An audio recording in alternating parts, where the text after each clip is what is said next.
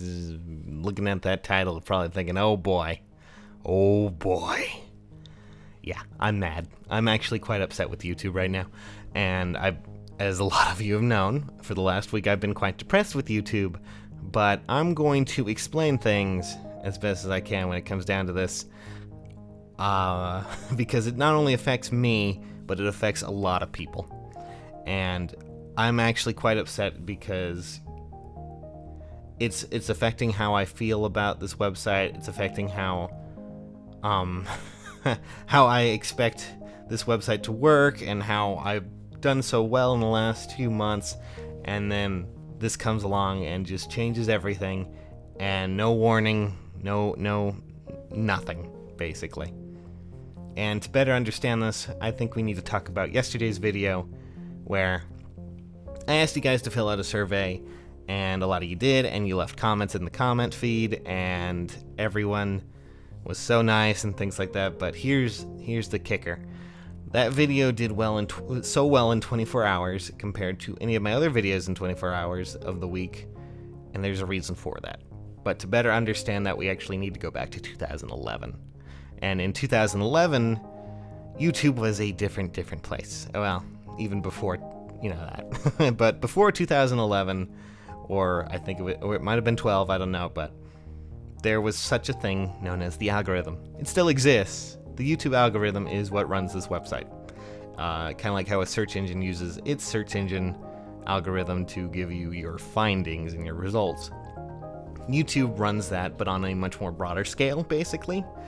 It's what gives you your recommended videos on the side of the page. To this video right now, who knows what it might link to? Could be anything. And it also affects the homepage. It affects your subfeeds in a way too. If you're not watching someone regularly, they will start to kind of disappear from that. They won't disappear entirely, but you won't get all our videos. It's basically what runs the website, simply put. And before 2011, or at least in 2011 and before that, we had a problem, because the algorithm during that portion of the time was run on something different. YouTube before then worked on something known as engagement, and it kind of still does, or at least it did a bit, but it not so much now. But before, in that time, engagement was basically likes and comments. So videos more often than not steered towards more, like they could be short, they could be long, and this would only be affected if you had more likes or comments, people talking on your video, people liking your video, less about sharing, less about, watch time. And because of that, we had a lot of issues in 2011 when it came to YouTube. We had things like reply girls, who, from my understanding, like to just reply to everything, as their name says. They posted videos, got a lot of comments, and they would leave a lot of likes and just be general nuisances in every stretch. We also had other things like, from my understanding, if I can recall way back in the days of 2011, contests, sweepstakes, giveaways, whatever you want to call them. Basically, you leave a like, you leave a comment, and you get entered into a giveaway from this magical person on the internet through a video. Oh my god, it's amazing. And these were the issues that kind of plagued the system back then. Basically, hey, leave a like, leave a comment for whatever reason, and this video would get elevated. It would get higher than it was before. It would get more views because it got more engagement. But in 2011, YouTube shook up the system to try and get rid of that stigma, try to get rid of all that nonsense that was there. So when it came down to is, I think I said when, what it came down to is they got rid of a lot of the engagement, recommendations for the algorithm, it seems, and instead turned more towards watch time. Watch time became the bigger piece of the pie, as it were. Basically, if your video was over a substantial length and more people were watching it, it meant that your video would probably end up more or less in a recommended page. So basically, if you were doing something that was longer than 10 minutes, and more people watch that, then your video would do better than the ones that had tons of likes and barely any views. That was the idea. But during that time, a lot of YouTubers got hit by this, and it changed a lot of how YouTube worked. Mainly, people like animators who put a lot of work in making, animation, cartoons, anything you want to think about. Parodies, stuff like that. Things that would not necessarily be 10 minutes in length, or reviewers who didn't, reach the 10-minute mark. Well, you were probably screwed. In 2011, if you were any of those, you vastly watched your audience disappear because your channel, your videos did not hit the recommended page. And that's a damn shame. But with that, it also meant videos like, PewDiePie and things like that took off.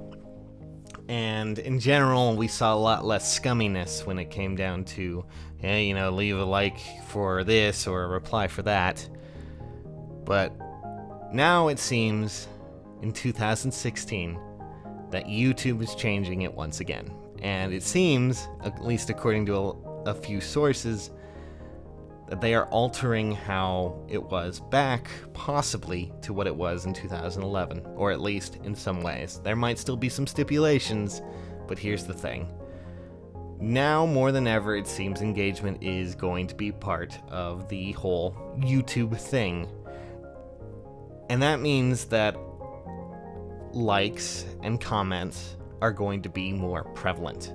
And it's going to mean that more people are going to be asking for likes, they're going to be asking for your interaction in the comments page. And I hate to say it, but that means that channels like mine probably will go extinct.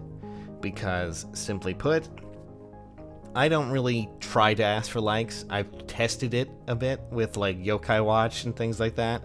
I put annotations in there, and I don't think people see them really, because annotations are apparently going extinct as well.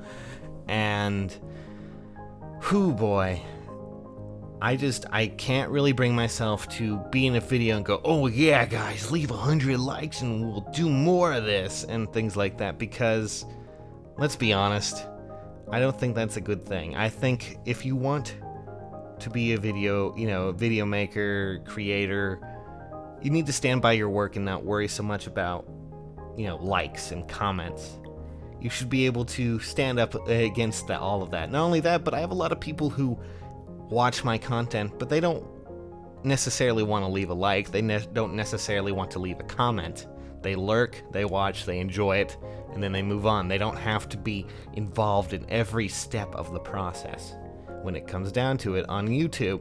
And it seems like now more than ever, YouTube is going to try and favor these people who, one, ask for likes, two, give sweepstakes and contests and giveaways by, oh, hey, here, leave a comment, and you're entered into this contest. And that isn't right. That makes me so angry. That makes me I'm gonna have to curse now, fucking livid, in a way. Because why? Why are we going back to an archaic form? Granted, you did cost animators there pretty badly, YouTube. You fucked up. And again, this is their knee-jerk reaction to something that, honestly, I don't think really many people had problems with. The issue here is you basically just took a sledgehammer to the whole thing. This is something that needed to be more finely tuned. This is something that needed to be addressed, perhaps in a different way. Instead, it seems YouTube, once again, just decided to change the algorithm without telling anyone. Well, give or take a bit. Now, before anyone goes and says, well, why didn't YouTube talk about it? The simple explanation is, YouTube does not want to give away its algorithm. It doesn't want to just go, oh, hey, here's how you can get your videos on the recommended page, because then people will just abuse it.